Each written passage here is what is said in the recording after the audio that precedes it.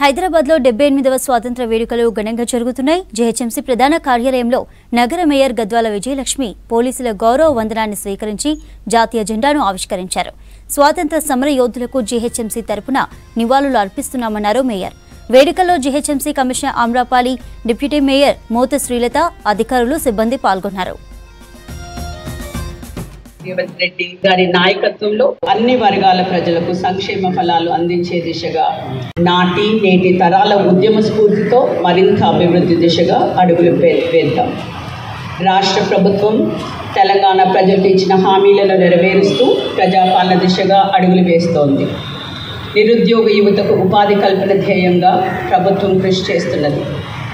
ఇటీవలే ఉద్యోగుల ఆశలు నెరవేర్చేలా జాబ్ క్యాలెండర్ను విడుదల చేసింది.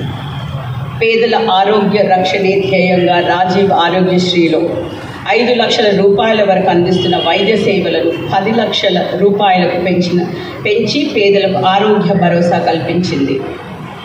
రాష్ట్ర ప్రభుత్వం మహిళా ఆర్థిక సాధికారతకు పెద్దపీట వేస్తూ రాష్ట్ర వ్యాప్తంగా మహిళలకు ఆర్టీసీ బస్సుల్లో ఉచిత రవాణా సౌకర్యం కల్పించడంతో పాటు మహిళల పేరు మీద ఉన్న గ్యాస్ కనెక్షన్కు 500 రూపాయలకే గ్యాస్ సిలిండర్ అందజేయడం జరుగుతోంది. రాష్ట్ర ప్రభుత్వం జీహెచ్ఎంసీని ఆర్థికంగా ఆదుకోవడానికి పాలన చేపట్టిన నెల రోజుల్లో